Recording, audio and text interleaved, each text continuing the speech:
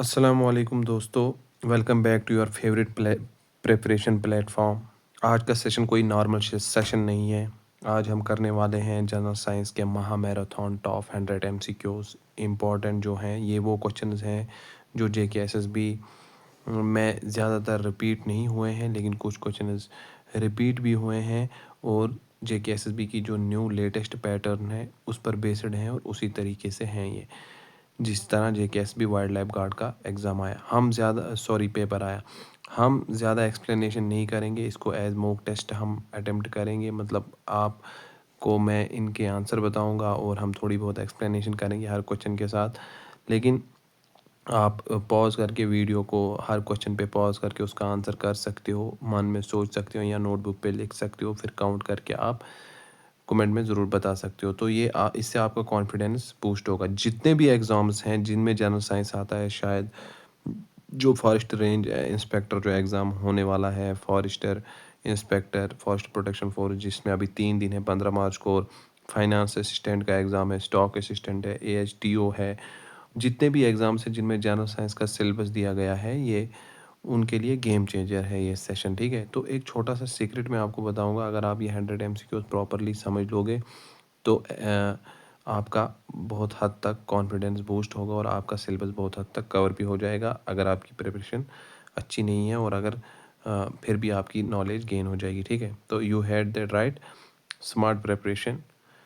ठीक है, तो इस मैराथन में expected questions, concept based MCQs और previous pattern questions, exam oriented explanation और fast revision plus concept clarity मिलेगी आपको। और सबसे इम्पॉर्टेंट, ये सेशन बिगनर्स से लेकर एडवांस एस्पिरेंट्स तक सबके लिए है। ठीक है, मैं आपसे एक रिक्वेस्ट करता हूँ, वीडियो को एंड तक ज़रूर देखिए, हर क्वेश्चन पे पॉज करके आंसर सोचिए, नोट्स बनाइए। This will boost your retention, because competitive exams उन लोगों का सिलेक्शन करते हैं जो कंसिस्टेंट होते हैं, इंटेलिजेंट नहीं। आज का टारगेट सिंपल है, 100 क्वेश्चन, 1 सेशन, मैक्सिमम कॉन्फिडेंस। तो दूसरा मैराथन भी इस पर लाएंगे हम जल्दी जल्दी। और बाकी भी सिलेबस है। फॉरेस्ट इंस्पेक्टर पर मैंने ऑलरेडी और भी वीडियोस अपलोड किए हैं, आप देख सकते हो। जूनियर असिस्टेंट पे, हर किसी पे, और जूनियर असिस्टेंट का इसके बाद मॉक टेस्ट आएगा। ठीक है, तो अब हम बिना किसी देरी के इसे स्टार्ट करते हैं। Newton first law of motion is also known as. ठीक है, सिंपल सा क्वेश्चन है, आप सबको पता होना चाहिए। तो इसका आंसर क्या होगा? इसका आंसर है लॉ ऑफ इनर्शिया, इसे कहते थे। ठीक है, अगला क्वेश्चन है, rate of change of velocity is called. Rate of change of velocity is called. मैं आपको हर क्वेश्चन के लिए 5 सेकंड दूंगा, आप उसका आंसर सोचें। अगर आपको लग रहा है कि मैं जल्दी कर रहा हूँ तो आप पॉज करके उसका आंसर सोचें, लेकिन सोचना लाजमी है, ज़रूरी है। इससे आपको पता चलेगा, अपने आप में आप ये डिसाइड कर पाओगे कि आपकी प्रिपरेशन कितनी है। तो इसका आंसर है एक्सेलरेशन। ठीक है, mass and weight are related by the formula. Mass and weight are related by the formula. जल्दी से सोचो इसका आंसर, हमें ज़्यादा टाइम नहीं लगना चाहिए। ये 100 मैराथन एमसीक्यूज हम जल्द से जल्द कवर करनी चाहिए हमको। ठीक है, तो इसका आंसर ऑप्शन बी है, weight is equal to mass into gravity. ठीक है, which of the following is a vector quantity.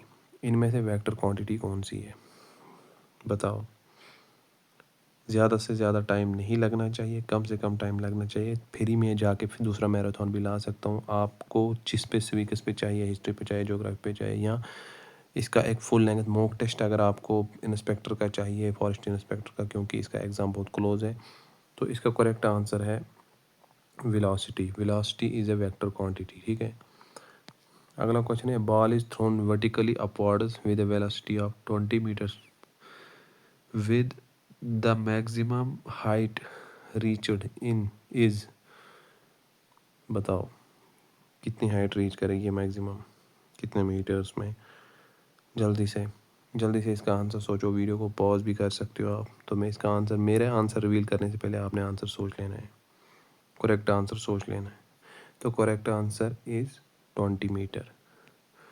अगला क्वेश्चन है, the SI unit of force is. SI unit क्या है फोर्स का? Question number 6, what should be the correct answer? जल्दी, ज़्यादा time नहीं लगना चाहिए इन क्वेश्चंस में। तो SI unit of force is Newton. ठीक है,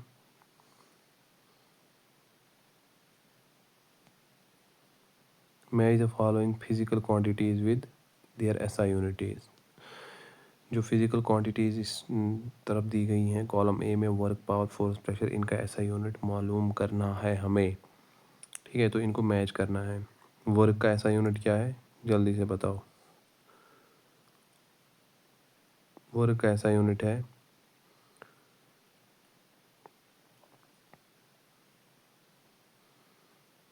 बताओ वर्क का एसआई यूनिट क्या है। वर्क का एसआई यूनिट है जूल, और पावर का वाट, फोर्स का न्यूटन, और प्रेशर का पास्कल। तो इस हिसाब से इसका option A is correct answer. Electric current is measured in, electric current किस में मेजर होता है, जल्दी से बताओ। हर क्वेश्चन के लिए आपको 5 से 10 सेकंड दिए जाएंगे, क्योंकि उतने मुश्किल क्वेश्चन तो नहीं है। ये लेवल 1 है, इसके बाद लेवल आप करके आपको जिस पर भी चाहिए आप इस चैनल से जुड़े रहें। अगर आपको इसका पीडीएफ चाहिए तो टेलीग्राम ज्वाइन कर लेना, कमेंट्स में आपको डिस्क्रिप्शन में लिंक मिल जाएगी, या मैं ऐसे ही। तो एम्पियर में करंट, इलेक्ट्रिक करंट मेजर होता है। ठीक है। The resistance of a wire depends on, resistance of wire depends on,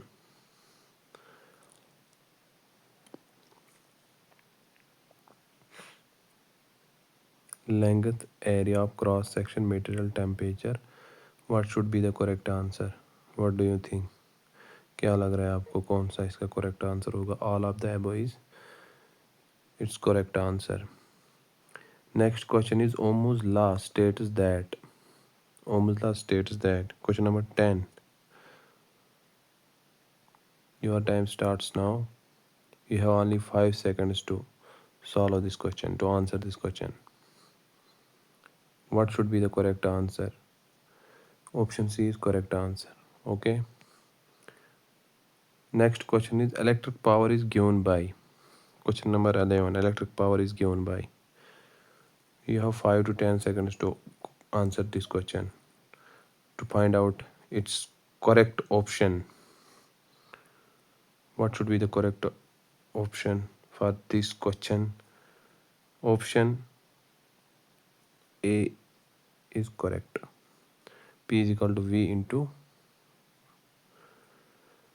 1 kilowatt or is a unit of 1 kilowatt or is a unit of. Which one is the correct answer?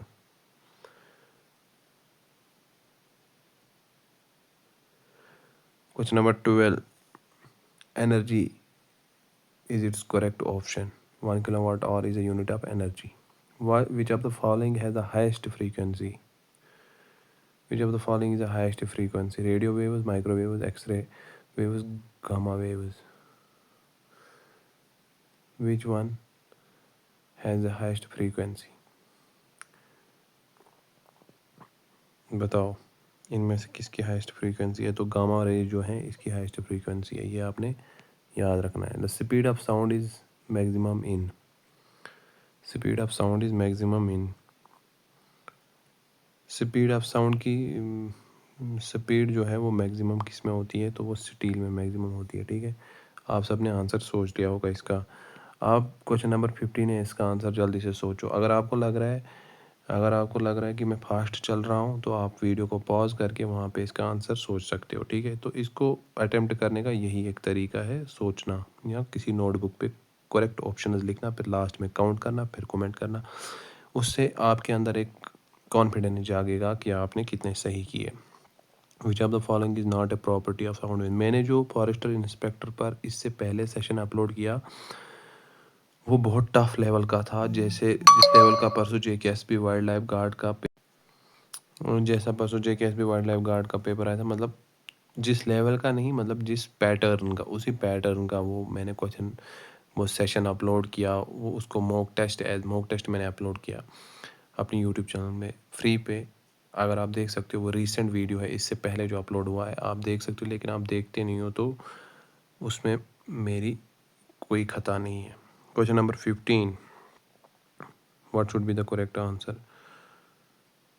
Option C, they can travel through vacuum is correct answer. आपने check करना है कि आपने इसका answer सही किया या नहीं। The phenomena of splitting of light into its constituent colours is called.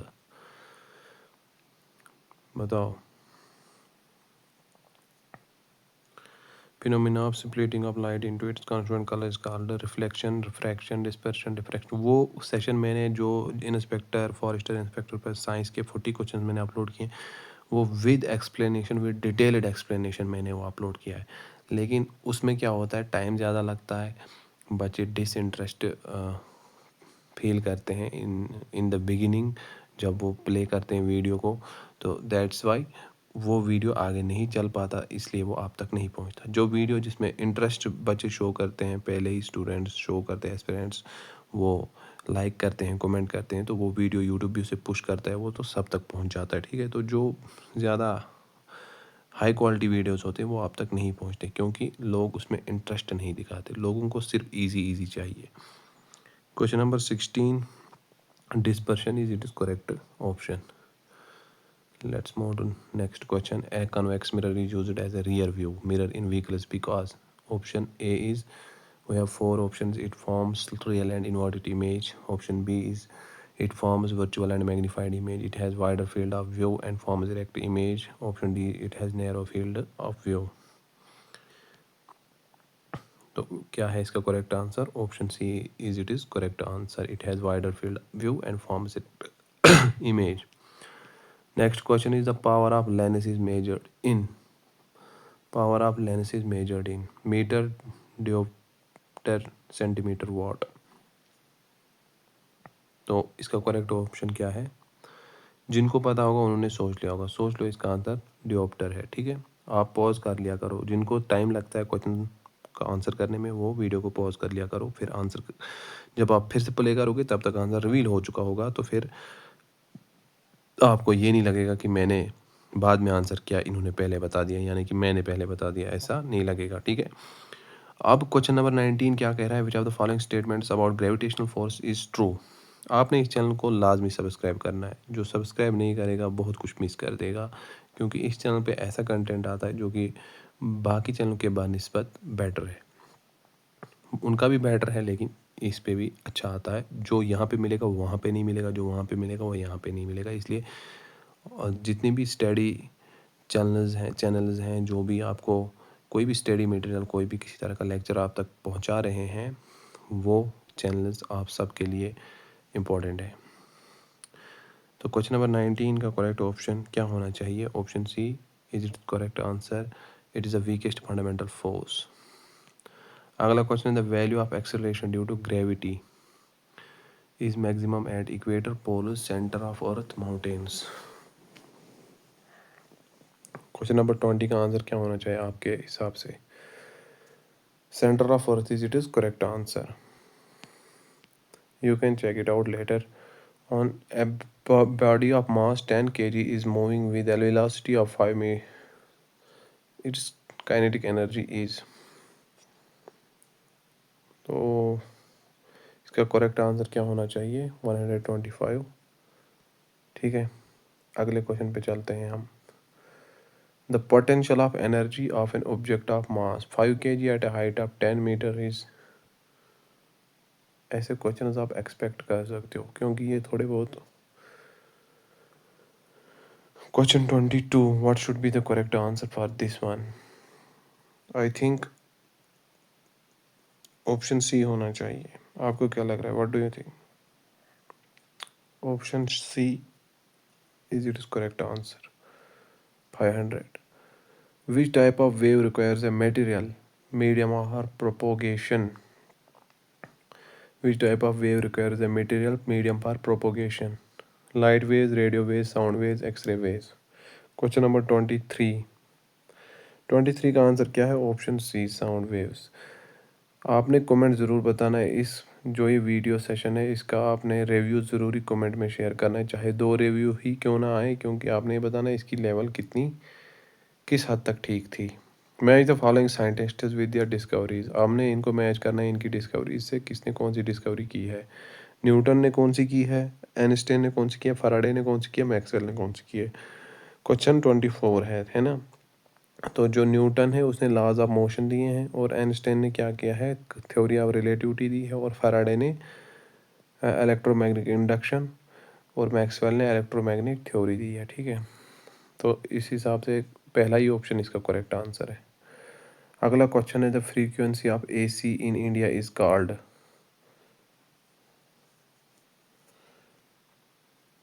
50 hertz इस इट्स करेक्ट आंसर। अब केमिस्ट्री के 25 questions. An atom consists of, atom में क्या क्या होता है? Protons, neutrons and electrons. Protons and neutrons only. Protons, electrons, neutrons. उसमें तीनों होते हैं, प्रोटॉन भी होता है, न्यूट्रॉन भी होता है, और इलेक्ट्रॉन भी होता है एक एटम में। ठीक है, the atomic number of an element is equal to. अगर आपको लग रहा है, इफ़ यू थिंक दैट मैं फास्ट चल रहा हूँ, वीडियो तेज चल रहा है, क्योंकि आपका टाइम सेविंग के लिए, ज़्यादा टाइम कंज्यूम ना हो, दैट्स वाई मैं तेज चल रहा हूँ।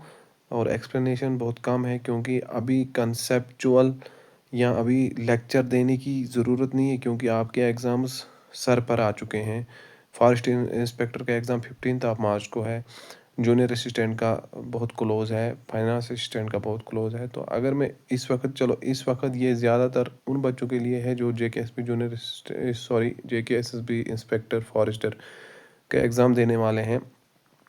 अब मैं उनके लिए अगर यहाँ पर लेक्चर देने बैठूँ तो उनके 2-3 घंटे तो ऐसे ही मुफ्त में चले जाएंगे, है ना।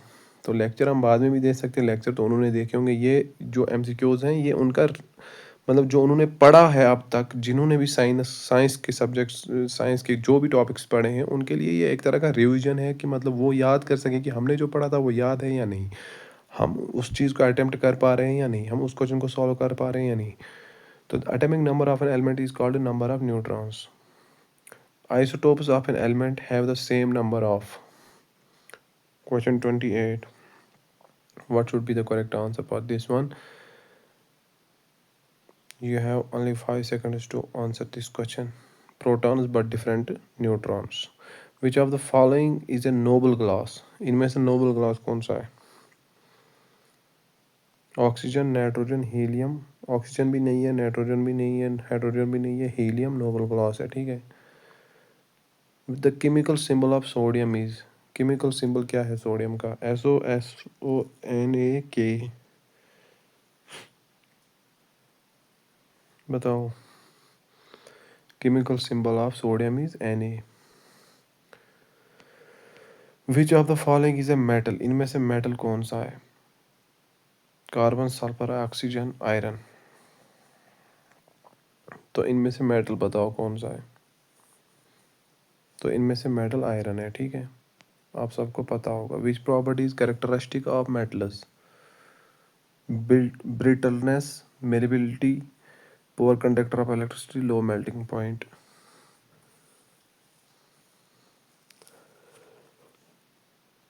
मेलेबिलिटी इसका करेक्ट आंसर है। ठीक है, तो आगे देखते हैं, हम नेक्स्ट क्वेश्चन पे मूव करते हैं। विच of the following is a non metal that conducts electricity? कौन सा इनमें से नॉन मेटल है जो इलेक्ट्रिसिटी कंडक्ट करता है? Copper, graphite, aluminium, silver. तो what should be its correct answer? Correct option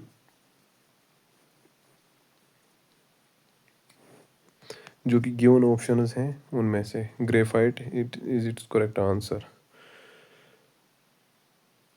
question 33 था ये। The most reactive metal is. सबसे ज़्यादा रिएक्टिव मेटल कौन सा है इनमें? गोल्ड, आयरन, सोडियम या पोटेशियम। तो इसका करेक्ट आंसर है पोटेशियम। ठीक है, which metal reacts vigorously with cold water? Vigorously with cold water. Iron, copper, sodium, zinc. तो ऑप्शन इसका करेक्ट क्या होना चाहिए? Sodium is it is correct answer. The metal which is liquid at room temperature is.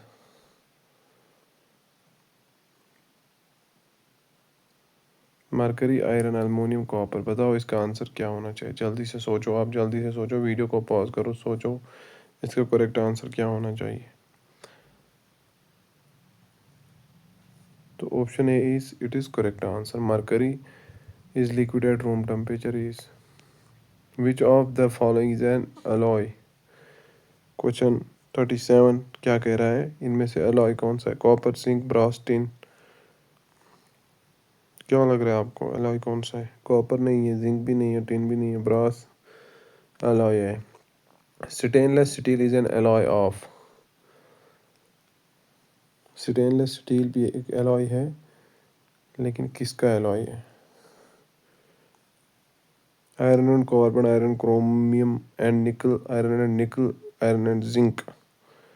तो ये iron, chromium and निकल का। Rust is chemically iron oxide, iron sulphide, iron chloride, iron carbonate.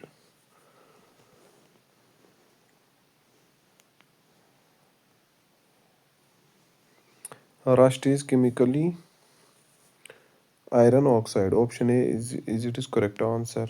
Question number 40 says that the process of coating iron with zinc is called. उस process को क्या कहते हैं? Coating, the process of coating iron with zinc is called. उसको galvanisation कहते हैं या electroplating या एनोडाइजिंग या टिनिंग कहते हैं? उसे गैल्वेनाइजेशन कहते हैं। नाउ अब हम पहुंच चुके हैं क्वेश्चन नंबर 41 पे पहुंच चुके हैं हम। Match the following metals with their ores.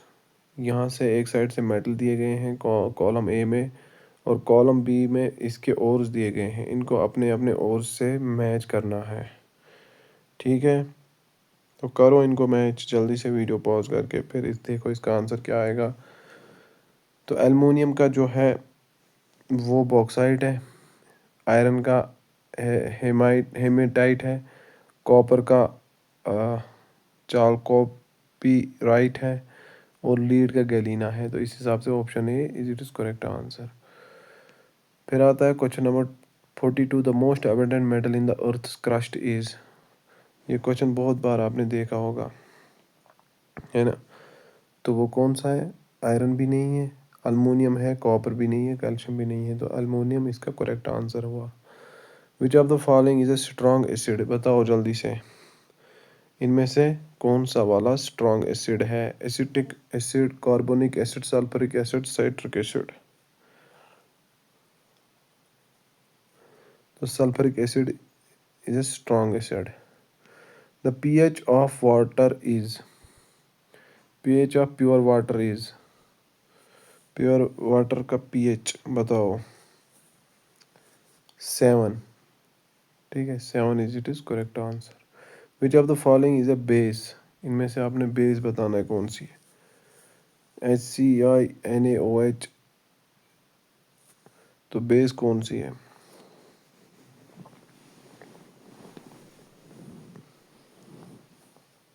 तो option B is it is correct answer. The chemical formula of baking soda is. Baking soda की केमिकल फार्मूला बतानी है आपने।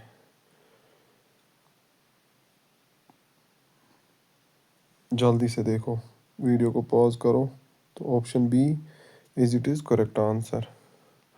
The gas evolved when zinc reacts with hydrochloric acid is. Question number 47, the gas evolved when zinc reacts with hydrochloric acid is.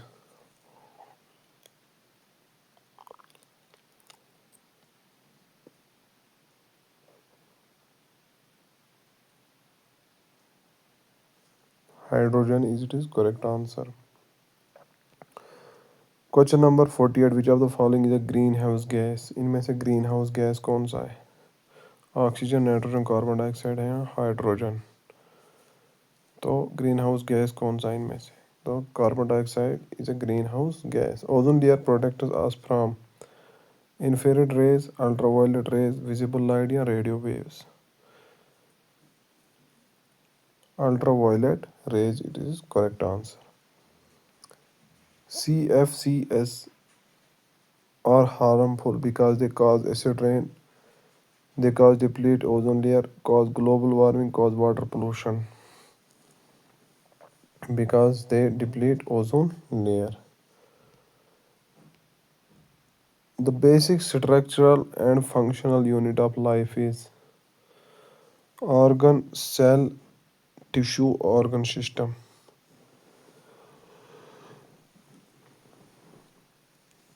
Bio का question है, ये बताओ। Cell जो है functional unit of life. Which of the following is not a cell organelle? Nucleus, mitochondria, ribosome, starch. Option D is it is correct answer. The powerful house of the cell is nucleus, mitochondria, ribosome, Golgi apparatus. Powerful house of cell is mitochondria. Chloroplasts are found in animal cells only, plant cells only, both plant and animal cell, bacteria only, plant cells only. Which of the following processes takes place in chloroplasts? Respiration, photosynthesis, protein synthesis, digestion. Photosynthesis is correct answer. The process by which plants lose water vapor is called. उस process को क्या कहते हैं? Which plants lose water vapor is called transpiration, translocation, evaporation, condensation. तो इसका correct answer है transpiration. Which of the following is essential for photosynthesis?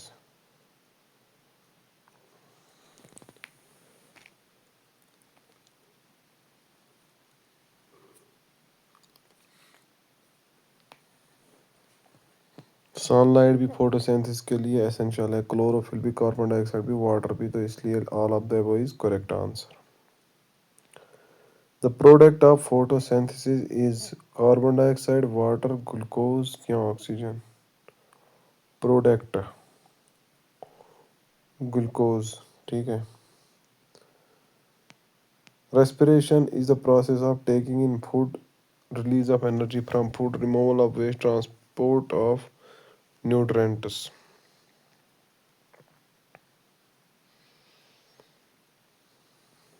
Release of energy from food is it is correct answer.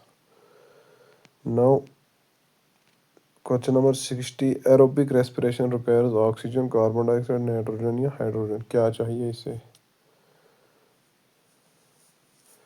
Oxygen, ठीक है। The energy currency of the cell is ADP, ATP, AMP, DNA? Correct answer is option B is correct answer, ठीक है।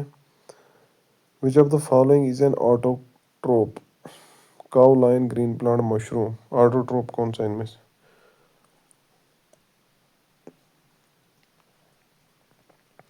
तो autotroph green plant है, ठीक है।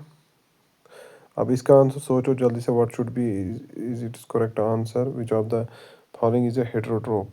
Grass, algae, fungus, cyanobacteria?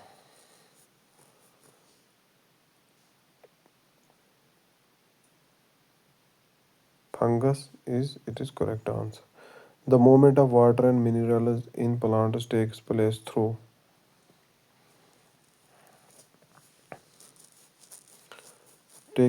through xylem. The movement of food in plants takes place through xylem, phloem, stomata, veins.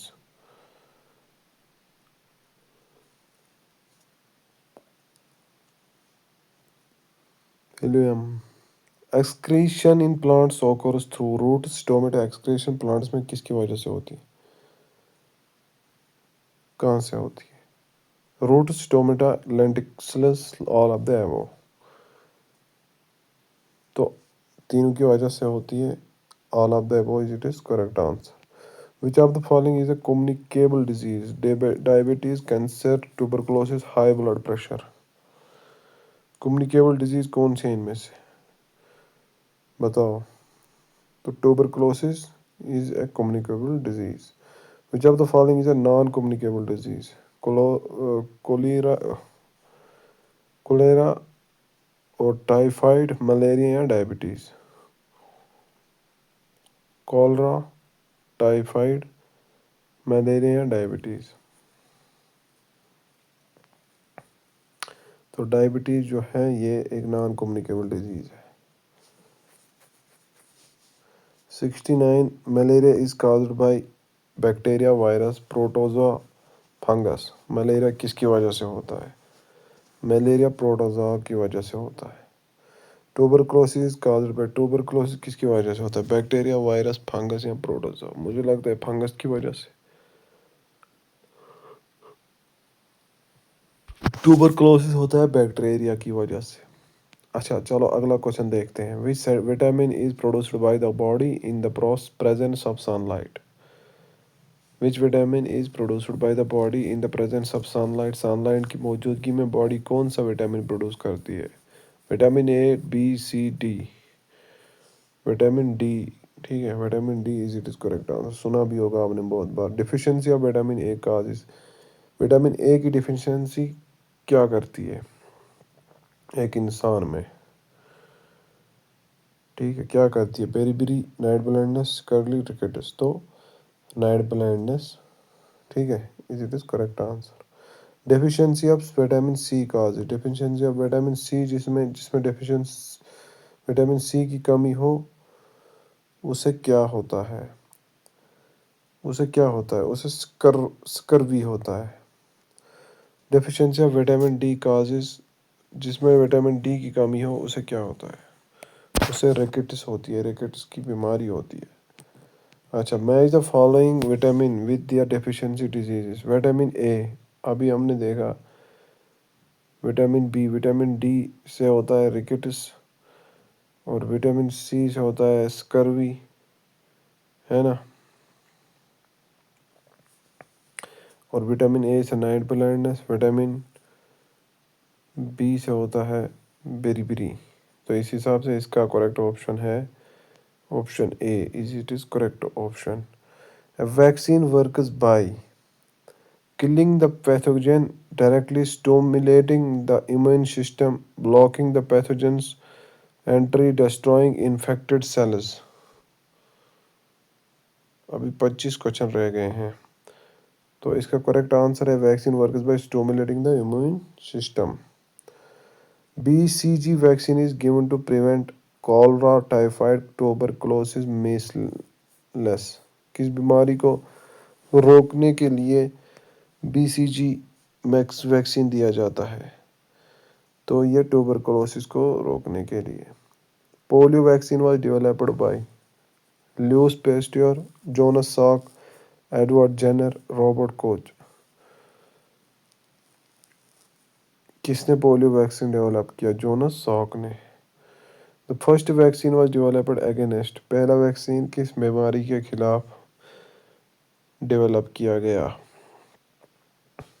Come on, hurry up, let's answer this question. You have only 5 seconds to answer this question. What should be the answer for this question? Correct answer मुझे लगता है कि small pox is it is correct answer.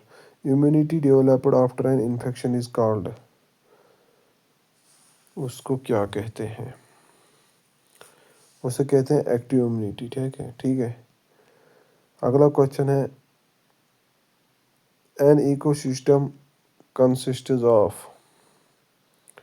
an ecosystem consists of living organisms, non-living components only, both living and non-living plants only। तो ecosystem में both living भी और non living components भी पाए जाते हैं। विच of the following is N abiotic component of an ecosystem? इनमें से एबायोटिक कंपोनेंट कौन सा है इकोसिस्टम का? Question number 82।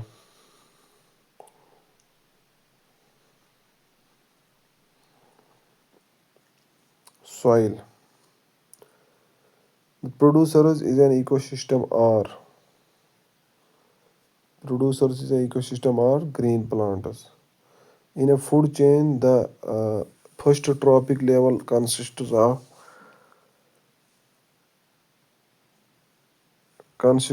producers। ठीक है। Which of the following represents a correct food chain? Correct food chain बतानी है आपने जल्दी से। मैंने आपको पहले कहा, अगर आपको लग रहा है मैं तेज चल रहा हूँ, you can pause the video, फिर उसके बाद जब आंसर आप सोच लो फिर आप फिर से वीडियो को प्ले कर सकते हो। फिर तब तक आंसर रिवील हो चुका होगा, है ना। You can pause the video, फिर आप जब आंसर वीडियो को फिर से प्ले करोगे तब तक आंसर रिवील हो चुका होगा, फिर देख सकते हो आपके आंसर को, what is the correct answer. तो grass, grasshopper, frog, snake, eagle represents a correct food chain. Flow of energy is an ecosystem is cyclic, unidirectional, bidirectional, random. Unidirectional is it is correct answer. Move to next question. Which of the following has the maximum energy in a food chain? Food chain में इनमें से किसकी maximum energy है? Primary consumer, secondary consumer, producer, tertiary consumer. तो producers की जो है maximum energy है। Decomposers और decomposers क्या होते हैं? यहाँ पे लिखा गया है decomposers are, है ना। तो decomposers green plants, animals that eat dead organisms नहीं, ये दोनों नहीं है। Bacteria and fungi that break down dead matter, organisms that produce their own food. Option C is it is correct answer, ठीक है। Which of the following is an example of natural ecosystem? Natural ecosystem की example बताओ। Crop field, aquarium, forest, garden. Garden natural ecosystem नहीं है, crop field भी natural ecosystem नहीं है, aquarium भी नेचुरल इकोसिस्टम नहीं है, तो फॉरेस्ट नेचुरल इकोसिस्टम है। Which of the following is N source of conventional energy? इनमें से बताओ कन्वेंशनल एनर्जी की सोर्स। सोलर एनर्जी भी नहीं है, विंड एनर्जी भी नहीं है, टाइडल भी नहीं है, कोल है, ठीक है। Coal is it is correct answer. What should be the answer for this question? Which of the following is a non conventional source of energy? Non conventional source of energy बताओ। Petroleum, natural gas, solar energy, coal. तो solar energy is non conventional source of energy. Biomass क्या है? Solar energy stored in plants, energy from wind, energy from water, energy from nuclear reactions.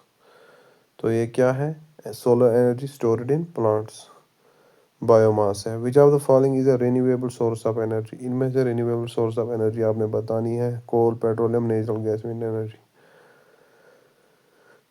तो wind energy is a renewable source of energy. Environmental pollution refers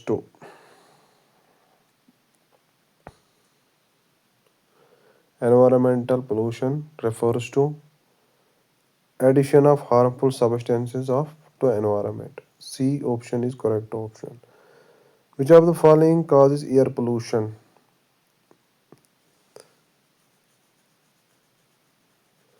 air pollution किसकी वजह से होता है? Afforestation की वजह से नहीं होता है, डिफॉरेस्ट्रेशन की वजह से हो सकता है, व्हीकल एमिशंस की वजह से भी होता है, इंडस्ट्रियल स्मोक की वजह से भी होता है, बर्निंग ऑफ फॉसिल फ्यूल्स की वजह से भी एयर पोल्यूशन होता है। तो एफॉरेस्ट्रेशन की वजह से नहीं होता है। तो that's why, so the correct option is for question number 95 is 1, 2 and 3। Option B, which of the following causes water pollution? Water pollution किसकी वजह से होती है? इंडस्ट्रियल वेस्ट की वजह से होती है, एग्रीकल्चर रन ऑफ की वजह से होती है, सीवेज की वजह से होती है या नहीं होती है? बताओ। हाँ होती है। All of the above is it is correct answer. The greenhouse effect is caused by, greenhouse effect is caused by, is caused by oxygen की वजह से नहीं होता है, नाइट्रोजन की वजह, hydrogen no, carbon dioxide is correct answer. Which of the following is a consequence of global warming? Global warming की consequences. sea level rise, melting of glaciers, climate change, all of the above. Which one is correct answer?